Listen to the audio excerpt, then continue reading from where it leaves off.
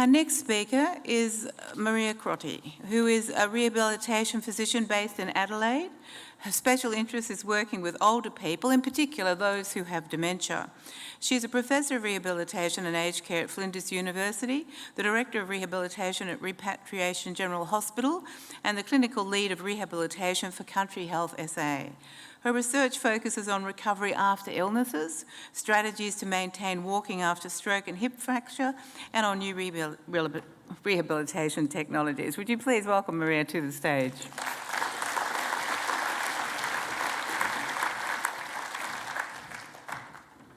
Thank you very much.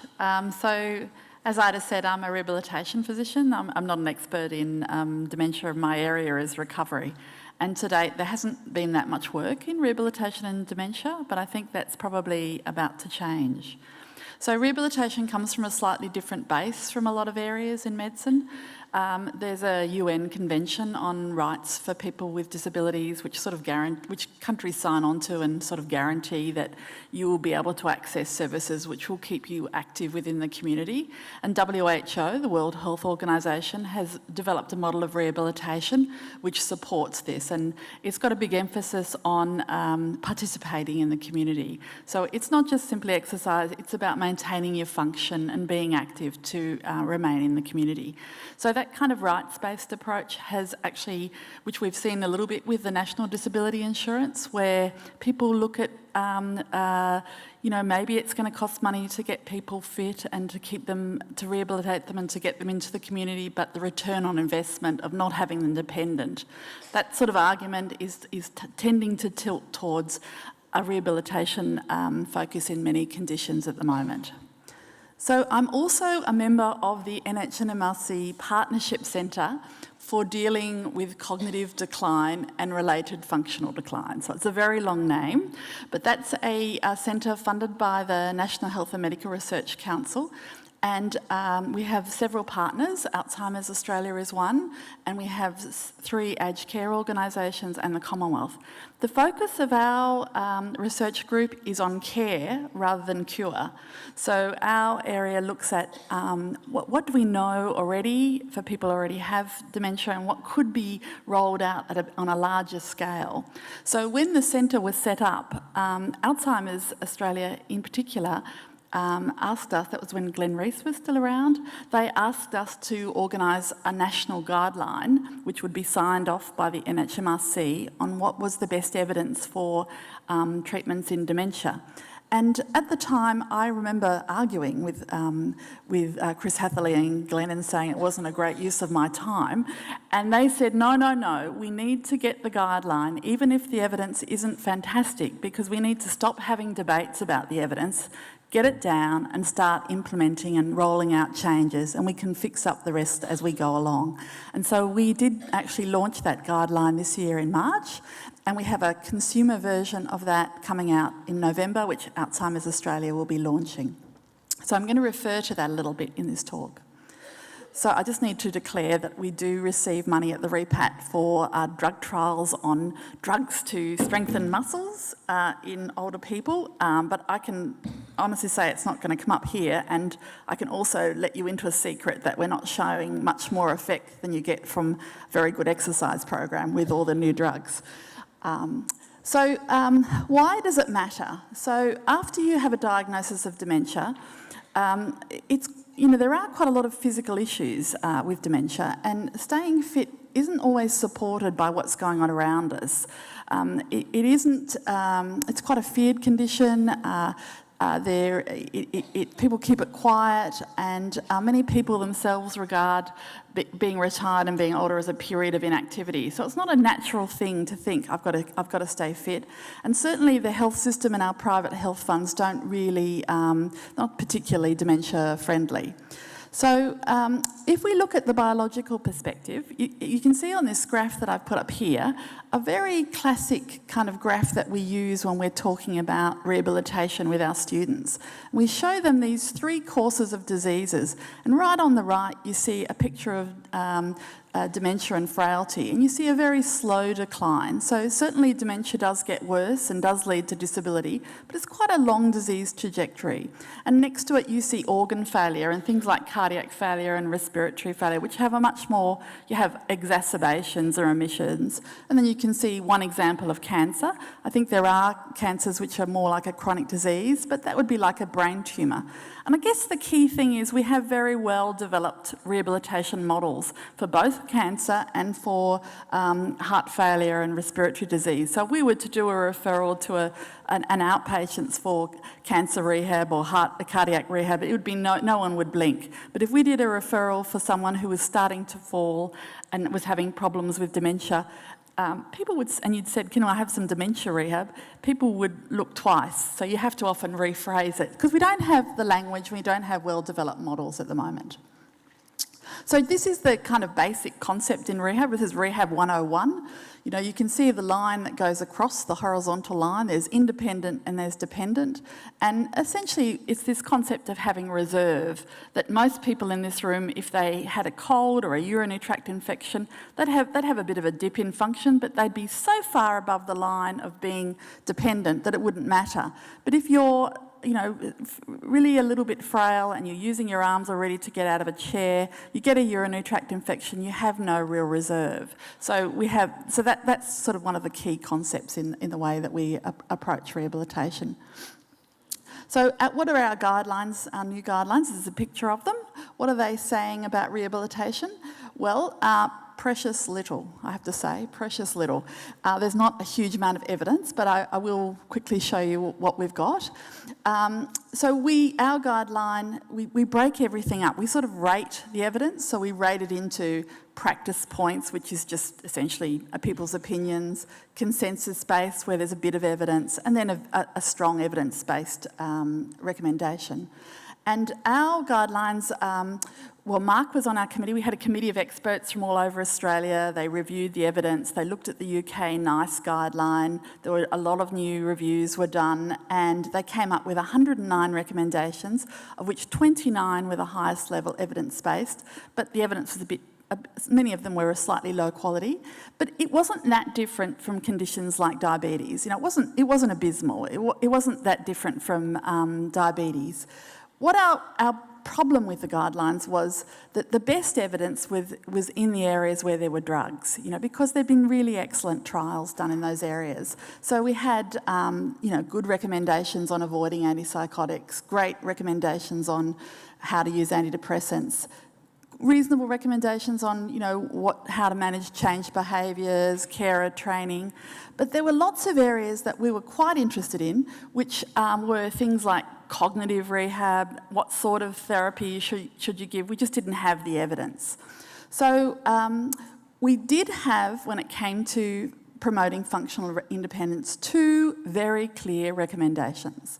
The first was to encourage dyadic interventions, which is a very strange word, but that means interventions where you focus on the carer and also the person with dementia.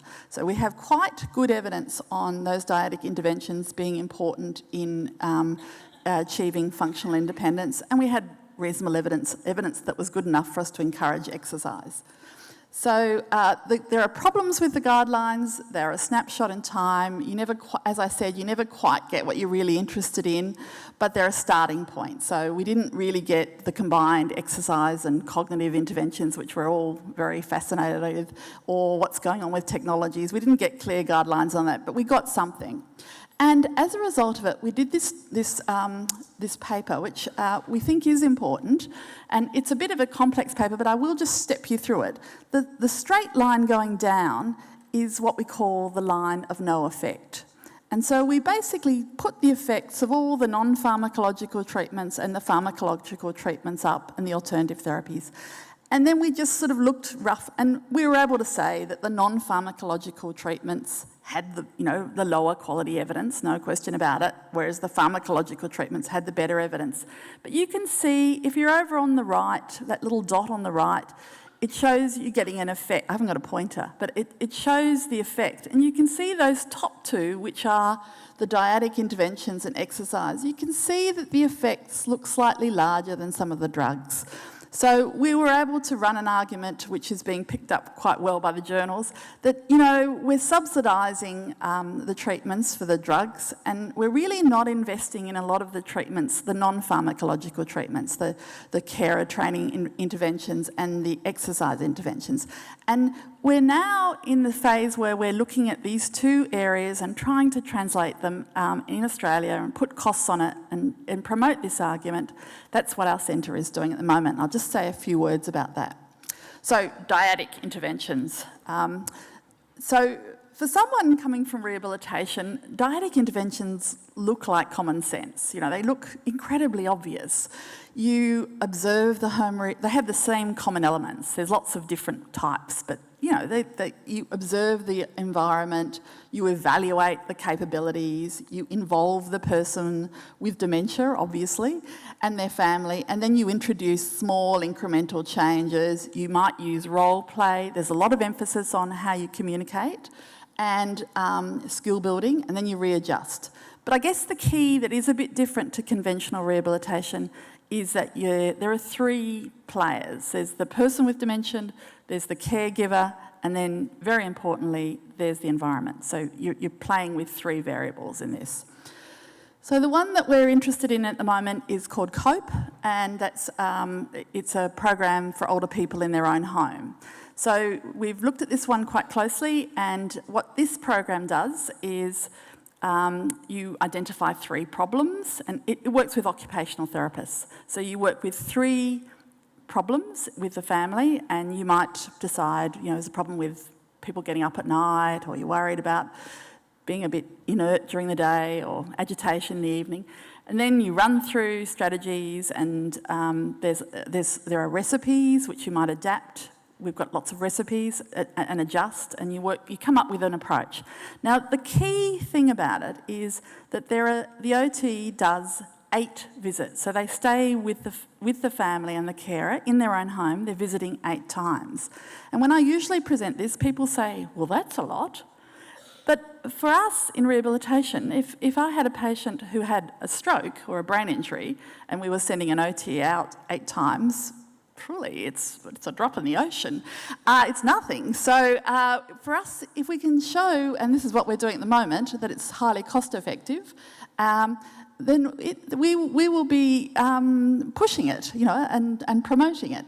And what we are in is what we call a translational pipeline, and there are trials out there which have been discovery trials, feasibility trials.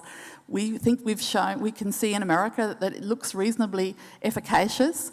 What we're doing at the moment is we're doing translation. We're making sure it works in Australia. We've got 2 OTs, Cindy Clemson in Sydney and Kate in Adelaide, Kate Laver. And they're rolling it out. They've got 20 OTs starting in January. We've still got gaps in July. And the other thing we're doing is we're also testing and piloting it with telehealth. So it's a different way of delivering it, where it might be a little cheaper to deliver it, maybe just as efficacious. You might not need to go to the house every day, but we're quite experienced in using iPads at the repat for rehabilitation. So we're now starting to see, well, maybe we could get to more people in the country in different ways. And very importantly, we're putting a price on it so that we can then discuss with policymakers, well, this is the price, this is the return on investment, and we'll be ready for further rollout. Now, exercise and dementia, I just want to say a few words about it. I just have to tell you how unbelievably disappointed I was with the evidence on exercise and dementia.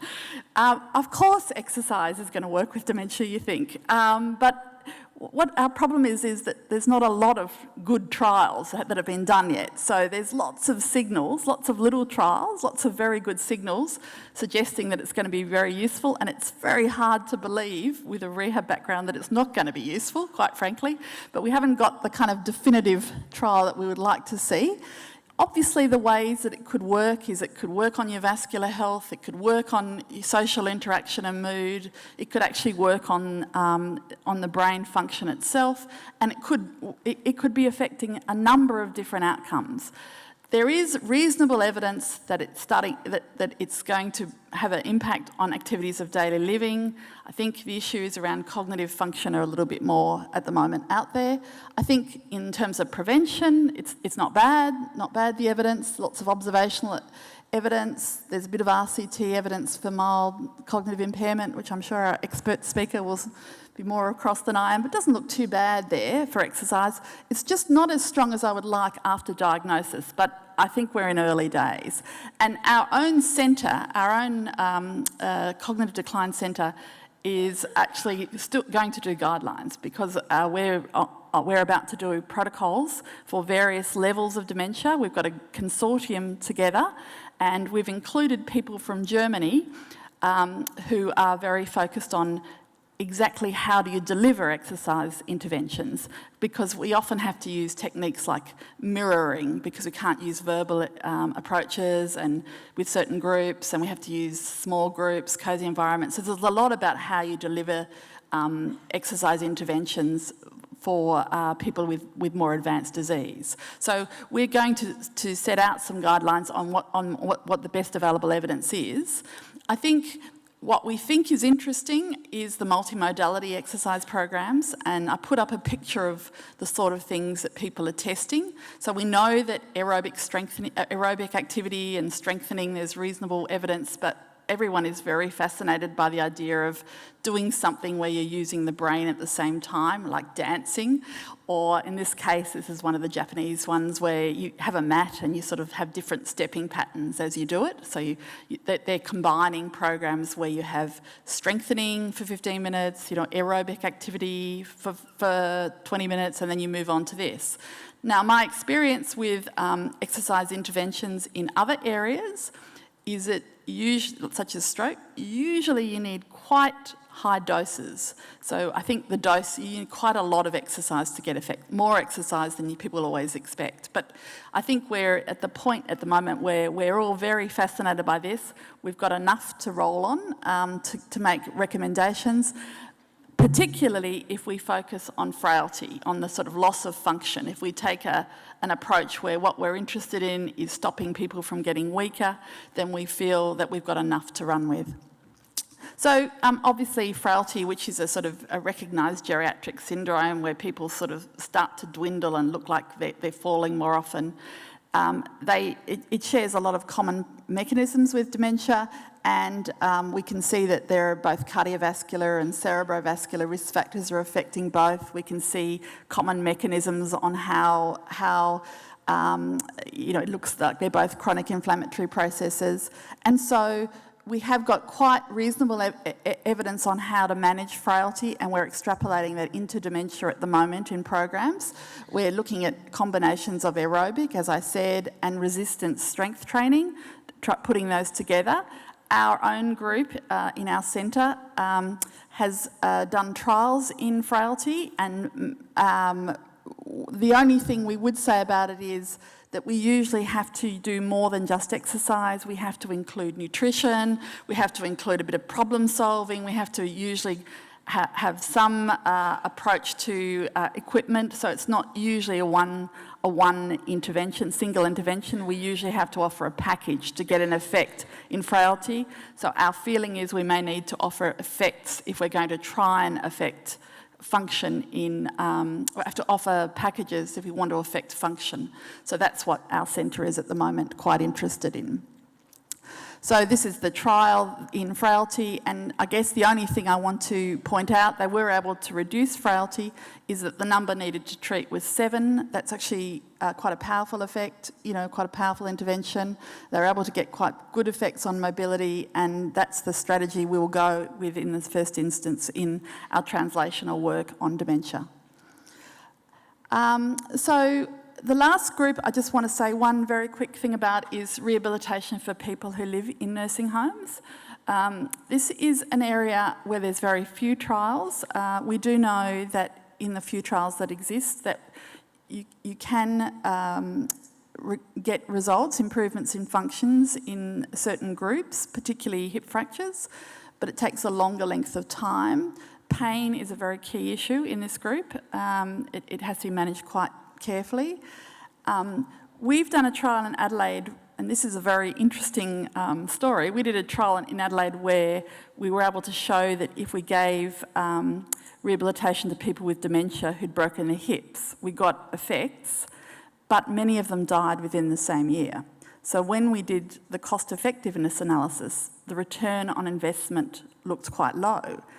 But what we did then was we held a citizens' jury. So we held a citizens' jury on the same day that South Australia held the citizens' jury on the nuclear industry, that ours was saying, well, what do you think? And interestingly, the citizens' jury was selected from people randomly selected across South Australia. They were brought in. It turned out they were all under 65. So there was an intergenerational issue. You know, would these young people be prepared to allocate funds for, and we said to them, would you allocate funds to pay for rehabilitation in these people living in nursing homes, given that the health economics isn't that favourable? The health economists stood up there, you know, trashed the program, said it's not worth the money. And interestingly, our citizens' jury, when they came in with their conclusion, and this is, I think, very important, for them the issue was equity, and they came down hard and said that people who live in nursing homes are entitled to recover mobility. So I think equity is a very powerful, and I think it ties into the idea of rights, which is quite important in rehabilitation. Equity is very powerful in the Australian community, and it's quite a powerful driver of services for dementia. In our random sample, our citizens' jury felt that even people right towards the end of their life who were being offered rehabilitation just for very limited goals for mobility and transfers, they would not discount that, even though that didn't look hugely cost effective. So it's a very important ingredient in the conversation. So just to finish, rehabilitation models, as I just said, they're emerging, there are lots of gaps, we've got lots of different populations, so we can't really generalise, although in fact I have done a bit of generalising here, but there's lots of different stages of dementia. And I think it's an area where I think it is very ripe for a disruptive innovation, such as a sort of a telehealth centre, web-based programs. I think we're going to see quite a bit of action in this area because I think people are going to want more functional improvement. Thank you.